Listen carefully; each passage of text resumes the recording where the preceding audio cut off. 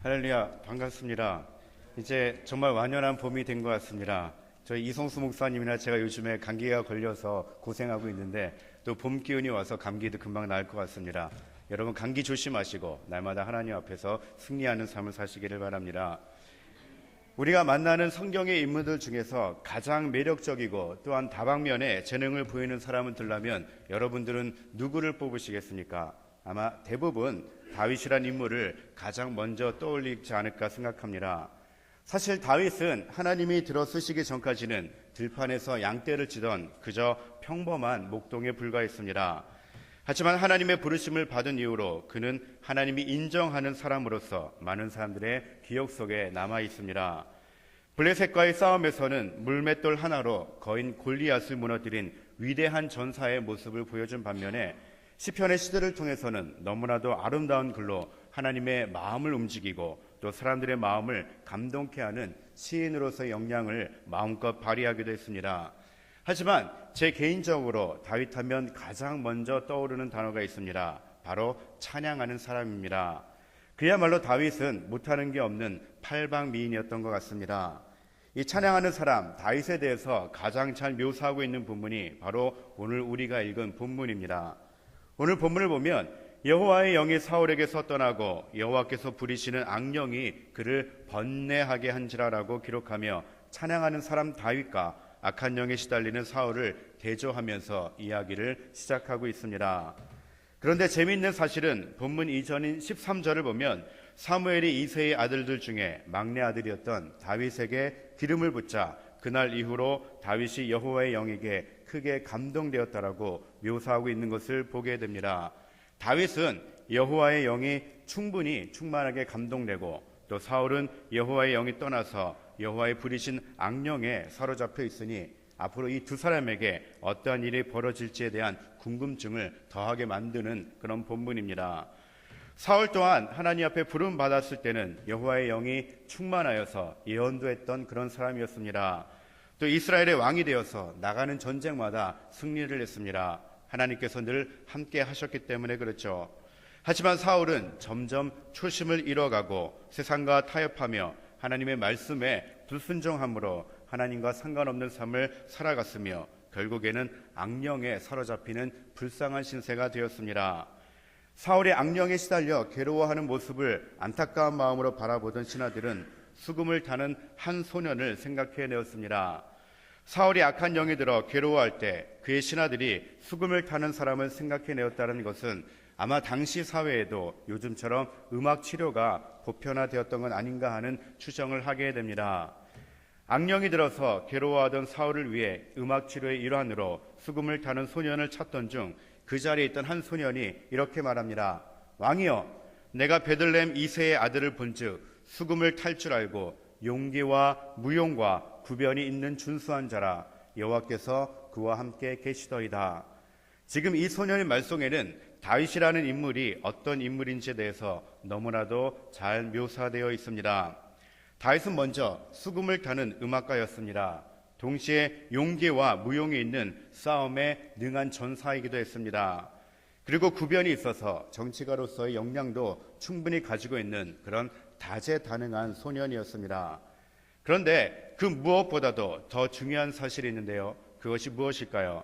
바로 여호와께서 그와 함께 계신다라는 사실입니다. 당시에도 수금이라는 악기를 능숙하게 연주하며 싸움과 구변에 능한 사람들이 얼마나 많았겠습니까? 하지만 악령이 들린 사울을 치유할 방법은 바로 신령한 능력으로 수금을 연주하는 사람을 찾는 일이었습니다.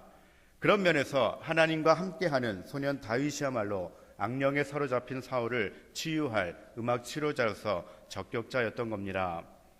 그 소년의 말을 듣고 마음이 급한 사울과 그의 신하들은 곧바로 이새의 아들 다윗에게 전령을 보냅니다. 그래서 다윗으로 하여금 사울에게 오라고 지시를 내립니다. 그리고 자신 앞에 선 다윗을 본 사울은 다윗의 용모와 또한 수금을 타는 실력을 보며 마음에 흡족해 했습니다. 그래서 그로 하여금 항상 사울 곁에 머물게 했던 거죠. 그렇게 다윗이 사울 곁에 있을 때 하나님께서 부리시는 악령이 사울에게 다시 이르게 됩니다. 악령으로 인해 괴로워하던 사울을 본 다윗은 자신이 가지고 있던 수금으로 아름다운 연주를 하기 시작합니다. 그러자 어떤 일이 벌어졌을까요? 놀랍게도 사울이 상쾌하여 났고 악령이 그에게서 떠났다라고 성경은 증언하고 있습니다. 그런데 정말로 사울의 심령을 병들게 했던 악령이 단순히 다윗이 연주하는 수금 소리를 듣고 떠났을까요? 바로 여기에 오늘 설교의 포인트가 있습니다.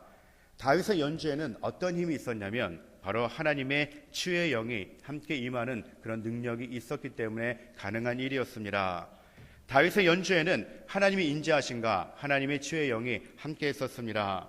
수금을 연주하던 다윗이 어떤 마음으로 항상 수금을 연주했는지 다윗의 고백을 통해서 우리는 잘 알 수가 있습니다. 시편 108편 1절과 2절입니다. 하나님이여 내 마음을 정하여 싸우니 내가 노래하며 나의 마음을 다하여 찬양하리로다. 비파야 수금아 깰지어다 내가 새벽을 깨우리로다. 바로 다윗은 어떻게 찬양합니까? 내 마음을 하나님께 정해서 마음을 다해서 하나님께 찬양을 한다라고 고백하고 있는 것을 보게 됩니다. 이 말씀을 토대로 보면 다윗의 수금으로 연주한 음악은 단순한 음악이 아닌 하나님을 향한 심령을 울리는 예배이며 강력한 영적 기도였던 겁니다.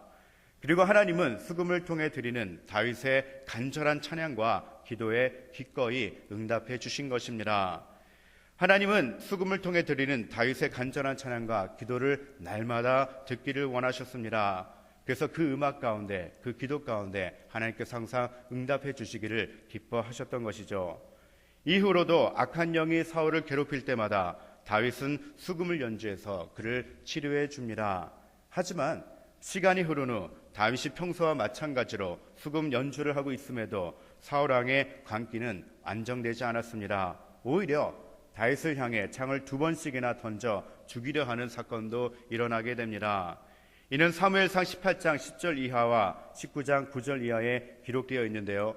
본문에서 보여지는 악령을 쫓고 마음의 평온함을 주던 그 탁월한 음악의 효과는 온데간데 없고 오히려 왕을 헌신적으로 섬기던 다윗의 목숨이 위태로운 지경에까지 이르게 되는 것을 보게 됩니다. 여러분, 실제로 다윗이야말로 역사적으로 최초의 음악 치료사로 칭할 만큼 뛰어난 재능을 가지고 있었던 그런 인물이었습니다. 그의 음악에 대한 열정은 스스로 자기 자신을 이스라엘의 노래하는 자로 일컬을 만큼 대단했던 그런 사람이었습니다. 그는 당시에 수금을 탈 수 있는 자로 특별히 지목되어서 사울 왕을 섬겼을 뿐만 아니라 나중에는 주옥 같은 시편들을 지어냈을 만큼 시적 또 음악적 감각이 뛰어난 그런 인물이었습니다.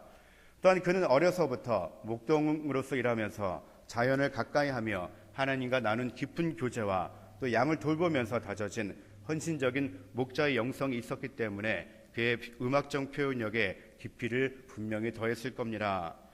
그런데 그렇게 탁월한 자질을 가졌던 다윗의 음악이 초기에는 사울의 정신병에 도움이 되었지만 시간이 지나면서 그 약효가 떨어져 버린 겁니다. 그래서 결국 사울은 그가 가진 정신병을 치료받지 못하고 비극적인 결말에 이르게 됩니다.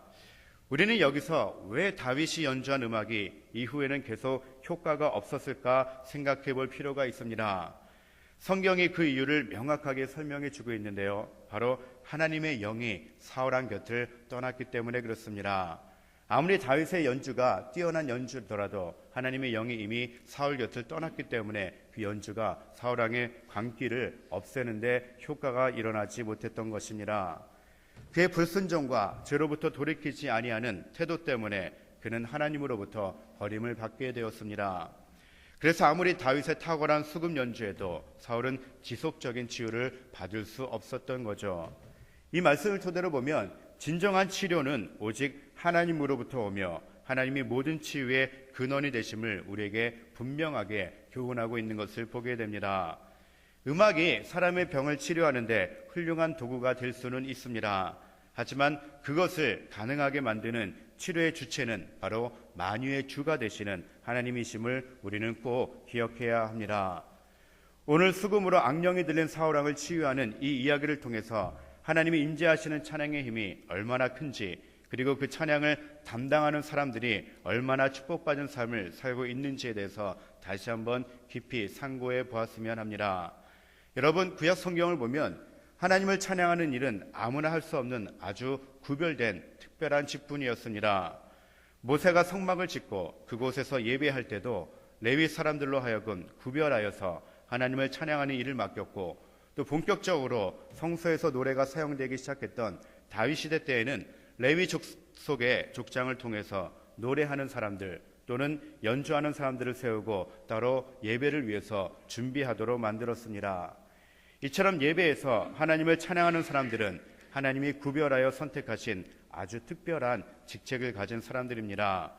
오늘 우리가 음악위원회 헌신 예배를 드리고 있는데요, 여기에 모이신 우리 모든 분들이 바로 그렇게 하나님 앞에 특별하게 구별받은 소중한 분들입니다. 하나님이 맡겨주신 귀한 직분을 여러분 소홀히 여기지 마시고 하나님과 함께하는 노래, 그리고 하나님의 임재하심을 부르는 연주를 통해서 무엇보다도 하나님의 마음을 시원하게 해드리고 또 사람들의 완고한 마음을 깨트릴 수 있는 그런 능력의 찬양 사역자들이 다 되시기를 주님의 이름으로 축원해 드립니다. 위대한 종교개혁자 칼빈이 이렇게 말했습니다. 예술이야말로 하나님이 창조하시고 인간에게 부여하신 최고의 선물이다. 그 중에서도 음악은 소리로서 그 사상과 감정을 표출하는 시간 예술이다라고 이야기를 합니다. 또 우리가 잘 알고 있는 천재 음악가인 바하는 이렇게 말했습니다. 음악의 궁극적인 목적은 하나님께 영광을 돌리고 우리의 영혼을 순결하게 하는 데 있다라고 합니다. 바하는 기본적으로 음악은 하나님이 주신 선물이라고 생각을 했습니다.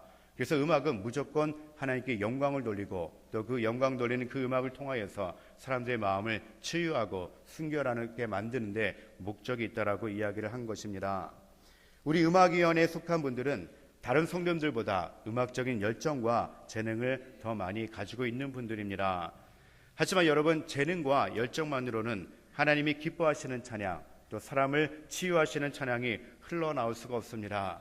그 안에 뭐가 있어야 될까요? 바로 하나님을 사모하는 마음이 강렬해야 합니다. 그 안에 하나님을 높이며 하나님이 임재하심을 바라는 마음이 강렬해야지 그 찬양 안에 능력이 배어나올 수 있는 겁니다.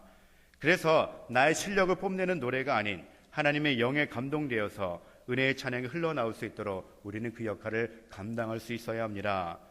여러분, 성경을 읽다 보면 찬양하는 자에게 주시는 놀라운 은혜들에 대해서 우리가 찾아볼 수가 있습니다. 먼저 시편 22편 3절을 보면 찬양은 살아계시고 거룩하신 하나님의 임재를 체험케 하는 힘이 있습니다. 여러분, 하나님의 임재를 가장 강력하게 체험할 때가 바로 우리가 영으로 드리는 찬양을 드릴 때입니다. 또 시편 100편 4절 말씀을 보면 감사함으로 드리는 찬양은 하나님께 가까이 나아가는 길을 제공해 줍니다. 또 시편 56편을 보면 찬양은 마음의 두려움을 사라지게 하는 놀라운 힘을 가지고 있는 것을 보게 됩니다. 또 시편 27편에 의하면 찬양은 우리의 영혼에 즐거움과 만족을 주는 위대한 힘을 가지고 있습니다.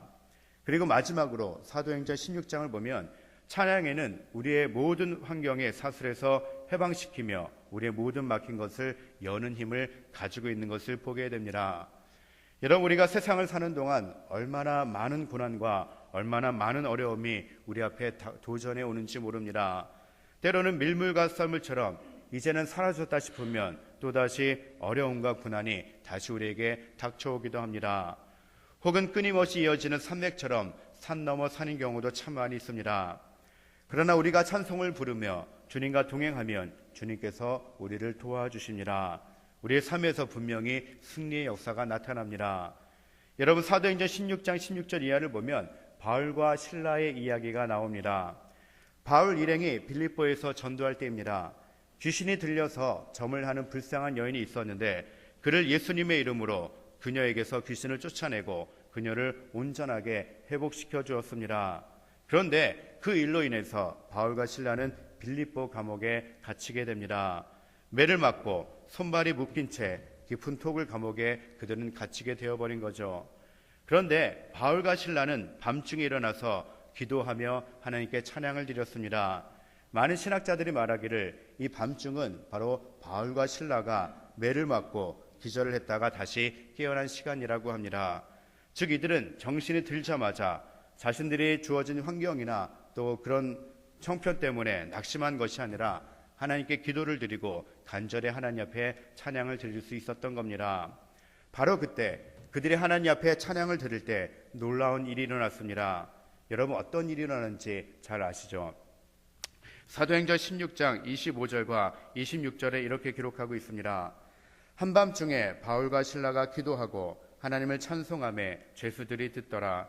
이에 갑자기 큰 지진이 나서 옥토가 움직이고 문이 곧 다 열리며 모든 사람이 메인 것이 다 벗어진지라. 바울과 실라가 찬송하자 어떤 일이 벌어졌습니까? 바로 옥문이 열리고 묶인 사슬이 풀리는 역사가 일어났던 겁니다. 이 일로 인하여서 바울과 실라는 그날 밤에 즉시 석방이 됩니다. 그뿐 아닙니다. 자신들을 가두어 지키고 있던 간수의 가족이 구원받아서 모두 세례를 받는 놀라운 역사가 일어났던 겁니다. 그리고 다음 날 그들에게 매를 때리고 감옥에 가두었던 모든 관원들의 환송을 받으며 그는 빌립보 관청을 유유히 빠져나올 수 있었습니다. 얼마나 멋진 역전의 승리인지 모릅니다. 이 모든 것이 찬양 중에 임하신 하나님의 역사가 있었기에 가능했던 일입니다. 여러분 지금도 마찬가지입니다. 우리가 하나님 앞에 더 하나님의 인자하심을 바라는 찬양을 드리면 지옥의 터가 흔들리며 사탄의 세력이 무너지고 묶인 사슬이 풀어지는 놀라운 역사가 일어날 수 있습니다. 여러분 그 능력의 도구인 찬양을 마음껏 부르십시오. 여러분 힘들 때일수록 마음이 답답할수록 더욱 하나님 앞에 소리내어 찬송하십시오. 찬송 중에 거하시는 하나님이 우리의 모든 문제들을 분명히 해결해 주십니다. 여러분 우리가 잘 알고 있는 대지라는 책으로 유명한 그런 작가가 있습니다. 저는 어렸을 때 이 대지라는 책을 읽고 참 깊은 감명을 받았는데요. 바로 노벨상 수상 작가인 펄벅이라는 여인입니다. 그녀의 어린 시절 이야기를 들은 적이 있습니다. 그녀의 부모님은 중국 선교사로서 활동을 했습니다. 그녀의 아버지가 전도 여행을 떠나고 없고 또 어머니와 아이들 셋만 집에 있을 때의 일입니다. 저녁을 먹고 어머니가 창가에서 바느질을 하고 있는데 밖에서 중국 사람들이 하는 이야기가 들려왔습니다. 그들이 이렇게 이야기합니다. 지금 우리가 가뭄이 무척 심한데 이게 다 저 서양 귀신이 들어와서 우리 신이 누에서 그런다네. 그러니 밤이 깊어지면 저 서양인들을 다 처치해 버리세라는 이야기를 듣게 됩니다. 그 말을 들었던 어머니는 어땠을까요? 놀라서 질겁했습니다. 아빠도 없는데 이 일을 어떻게 감당할 수 있을까? 그녀는 대책이 없어서 그냥 골방에 들어가서 간절히 하나님 앞에 기도를 했습니다. 그때 하나님께서 그녀에게 용기와 지혜를 주셨습니다. 밤에 깊어지자 중국인들이 그녀의 집을 들이닥쳤습니다. 그러나 어머니는 아주 침착하게 웃으면서 그들을 맞이하였고 그들에게 다가를 대접을 합니다. 그리고는 오르간 앞에 앉아서 중국어로 찬송을 부르기 시작했는데요. 찬송이 끝날 때까지 방 안은 조용했습니다. 신기하게도 중국인들은 얼굴을 서로 마주보면서 멋쩍어 하다가 하나둘씩 자기의 집으로 돌아갔다라고 합니다. 정말로 놀라운 일이 일어났던 것이죠. 역시 찬송 중에 임하시어 승리케 하시는 하나님의 역사로 가능했던 그런 일이었습니다. 여러분 그러므로 우리는 어떤 어려움이 오더라도 아무리 눈앞이 캄캄해도 우리는 분명히 찬양할 수 있어야 합니다. 찬양은 형통한 가운데만 하는 것이 아닙니다. 답답할 때 아무것도 할 수 없을 때도 살아계신 하나님을 바라보면서 하는 것이 바로 찬양입니다. 여러분 그럴 때 우리에게 분명히 놀라운 역사가 일어납니다. 저 또한 그동안 신앙생활을 하면서 또 사역을 하면서 찬양 가운데 역사하시는 하나님의 치유하심을 여러 번 경험했습니다. 예전에도 말씀드렸듯이 저는 고등학교 2학년 때 하나님을 개인적으로 만난 후 제 삶 가운데 참 많은 변화들을 경험했습니다. 그 중에 하나가 찬양 가운데 임재하시는 하나님의 역동적인 역사하심이었습니다. 여러분께 미리 말씀드렸듯이 저는 고등학교 2학년 때 찬송가를 피아노를 칠 수 있는 은사를 선물로 받았습니다. 제가 피아노를 치기 시작한 지 불과 3개월도 안 돼서 제가 다니는 교회 금요철야 예배에 반주를 하기 시작했는데요. 당시 제가 섬기고 있는 교회 담임 목사님은 사실은 연세대에서 음악을 전공하신 분이셨습니다. 하지만 어느 날 그분이 목소리가 나오지 않아서 하나님을 찬양할 수 없었습니다. 그래서 하나님 앞에 기도하면서 사역의 길을 걸어가게 되셨는데 그분이 그 뒤부터 하나님 앞에 음악을 통해서 치유하는 은사 집회를 중심으로 하는 그런 사역을 하셨습니다. 그래서 집회 가운데 하나님의 역사가 많이 일어난다는 소문이 곳곳에서 나기 시작했습니다. 그래서 여기저기서 이런저런 문제를 안고 있는 사람들이 제법 많이 찾아오기도 했습니다. 그 중에서는 육신의 질병을 안고 오는 사람들도 제법 있었습니다. 새벽 6시까지 였습니다. 주로 회개의 찬양과 기도, 또 보혈의 찬양과 기도, 그리고 하나님의 말씀을 듣고 이후에는 결단의 찬양과 기도하는 시간이었습니다. 그리고 마지막에는 그런 각자의 문제를 안고 간절히 찬양하며 기도하는 시간을 가졌습니다. 그런 와중에 많은 사람이 찬양 가운데 병이 나는 것을 제 눈으로 직접 목격을 했습니다. 사실 저 자신조차도 중학교 3학년 몇 년 동안 줄곧 동사무소에서 가져다 주는 거무틱틱한 밀가루 잘 아시죠? 한 수제비만 먹고 살았습니다.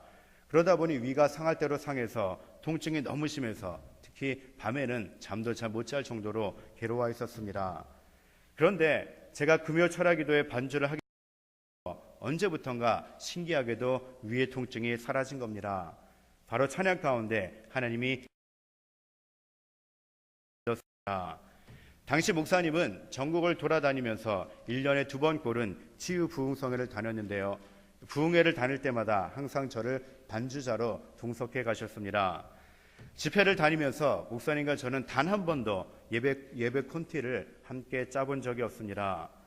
목사님은 주로 말씀을 전하시다가도 틈만 나면 찬양을 하셨습니다. 또 기도하다가도 갑자기 찬양을 하는 그런 스타일로 말씀을 전하셨고 집회를 인도하셨습니다. 그런데 매번 찬양을 부르기 전에 제 마음에 감동이 와서 말씀을 마무리할 때쯤 되면 성령이 제게 주시는 감동을 따라서 머리에 떠오르는 곡을 미리 반주를 하기 시작을 했습니다. 그러면 그 찬양 가운데 참 많은 은혜가 있었습니다. 그래서 많은 분들이 치유받는 역사가 있었습니다. 그것이 바로 하나님과 함께하는 찬양의 힘인 것을 분명히 깨닫게 되었습니다. 그뿐만이 아닙니다. 제가 신학대학교를 입학하고 어느 날 밤에 저 혼자 피아노를 친 적이 있습니다. 그런데 교수님 한 분이 들어오시더니 야, 너의 피아노 연주는 참 영감이 있구나라고 말씀하셨습니다. 그래서 당시 매일 있었던 새벽 기도에 너가 앞으로 내일부터 반주를 시작해라라고 이야기를 하셨습니다. 그때 저는 하나님께서 은사를 주셨을 때 하나님의 영광 위해서라면 제가 어디든지 쓰임 받겠습니다라고 고백했던 저였기 때문에 마다하지 않고 다음 날부터 새벽 예배에 반주를 하기 시작을 했습니다. 새벽 설교를 마치고 개인 기도를 하는데 그 교수님은 음악을 트는 대신에 저보고 사람들의 기도가 끝날 때까지 반주를 해달라고 요청을 해주셨습니다. 그래서 제 기억으로는 무려 1시간 정도, 아마 그보다도 더 많은 시간들을 반주를 했던 기억이 납니다. 그런데 제가 반주를 하기 시작하면서 개인 기도하는 분들의 수가 점점 더 많아졌습니다. 그리고 기도의 열기가 더해지게 되었습니다. 사랑하는 성도 여러분, 저는 지금 제 개인 자랑을 하는 것이 절대 아닙니다. 실력으로는 전공한 사람들과 비교가 되지 않았지만 하나님이 쓰시고자 작정하시고 하나님으로부터 받은 은사였기 때문에 하나님이 그렇게 놀라운 일들을 행하셨던 겁니다. 저는 오늘 본문에 등장하는 다윗의 수금 연주가 바로 그러하지 않았을까 생각해 봅니다. 다윗이 하나님을 사랑하는 그 마음을 통해서 그가 하나님을 사랑하는 그 마음을 담아서 연주를 했더니 사울의 영이, 악한 영이 떠난 것을 보게 됩니다. 그의 수금 연주를 듣다 보면 왠지 마음이 따뜻해지고 그의 수금 연주를 듣다 보면 왠지 마음이 평안해지는 그런 영적인 감동이 당시 사람들의 마음을 분명히 사로잡았을 거라고 생각을 합니다. 여러분, 무엇이 다윗의 수금 연주를 그렇게 영감 있게 만들었을까요? 삶의 자락에서 하나님의 인도하심을 구하며 하나님의 인자하심과 하나님의 은혜를 갈구했던 다윗의 마음 때문이 아니었을까 생각해 봅니다. 그런 다윗의 마음을 하나님이 기뻐 받으셔서 하나님이 늘 다윗과 함께 하셨던 겁니다. 이처럼 하나님의 은혜를 구하며 하나님과 함께하는 사람은 사람들의 마음을 움직이는 위대한 도구로 쓰임받을 수 있습니다. 여기는 지금 시온 찬양대원으로서 또 각종 중창단원으로서 나름대로의 찬양하는 직분을 가지고 있는 분들이 모였습니다. 대부분은 음악이 좋아서 찬양하는 일을 분명히 시작했을 겁니다. 또 어떤 분들은 악기 연주나 노래하는 일에 어느 누구보다도 특출난 재능을 가지고 있는 분들도 분명히 있습니다. 하지만 오늘 주신 다윗의 이야기를 통해서 또 바울과 실라의 이야기를 통해서 알 수 있는 사실은 바로 찬양은 하나님의 임재하심을 느낄 때 가장 강력한 무기가 될 수 있다는 사실입니다. 여러분, 찬양은 단순한 음악이 아닙니다. 하나님의 도우심을 구하며 하나님의 이름을 높이는 찬양에는 하나님의 임재하심을 경험케 하는 놀라운 힘이 있다는 사실을 여러분 꼭 기억하시기 바랍니다. 그리고 영혼을 향한 사랑하는 마음을 담아 드리는 고백의 찬양에는 분명히 치유의 역사가 나타나게 됩니다. 여러분, 앞으로 찬양할 때 입으로만 찬양하지 마시고 영으로 찬양하십시오. 무의식적으로 부르는 노래가 아닌, 그런 연주가 아닌 마음을 다해서 하나님을 높이고 간절한 기도의 내용을 찬양을 통해서 여러분 표현하시기 바랍니다. 그러면 분명 그 안에서 우리는 하나님의 임재하심과 치유하심을 분명히 경험하게 될 것입니다. 우리 교회 안에 찬양 가운데 역사하시는 하나님의 치유하심이 가득 넘쳐나기를 소망해 봅니다. 저는 제가 신앙생활하면서 아직까지도 가장 기억에 남았을 때가 바로 그 고등학교 치유 집회를 다닐 때였습니다. 정말로 찬양 가운데 역사하시는 그 하나님의 은혜가 너무나도 컸습니다. 많은 사람들이 그 찬양 가운데 회개하고 많은 사람들이 그 찬양 가운데 하나님을 다시 한번 찾는 놀라운 역사를 보게 됩니다. 우리 교회가 그 찬양 가운데 역사하시는 하나님의 강한 임재하심을 체험하는 그런 교회가 되기를 소망해 봅니다. 여기 계신 우리 모든 음악위원회에 속한 모든 분들이 바로 그 책임을 가지고 있습니다. 여러분, 입으로만 찬양하지 마시고 영으로 찬양하십시오. 다윗처럼, 바울과 신라처럼 찬양을 통해 무엇보다도 하나님을 기쁘시게 드리는 그런 직분을 감당하시기 바랍니다. 또한 찬양을 통해서 다른 사람들을 치유하며 찬양을 통해서 영혼을 살리는 그런 능력 있는 삶을 사시기를 주님의 이름으로 축원해 드립니다. 기도하겠습니다. 사랑의 하나님, 하나님께서 우리를 사랑해 주셔서 날마다 하나님의 은혜 안에 거하게 도와주시고 또 하나님을 예배하는 귀한 삶을 살 수 있도록 인도해 주신 것 참으로 감사드립니다. 오늘은 하나님을 찬양하며 하나님의 사랑을 담고 또 수군 염주를 했던 다윗의 음악이 얼마나 큰 능력이 있는지를 다시 한번 깨닫게 됩니다. 하나님, 우리가 이 아니라 마음을 다해서 또 영으로서 하나님을 찬양할 수 있도록 우리에게 능력을 더하여 주시옵소서.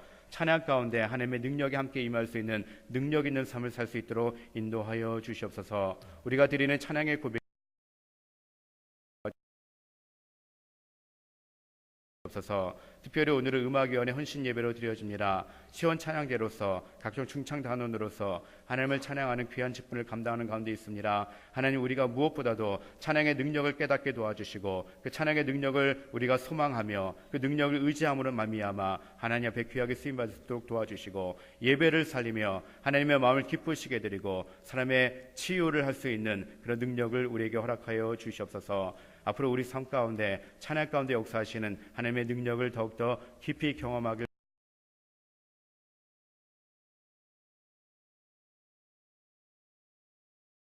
모든 이름으로 간절히 기도드립니다. 아멘.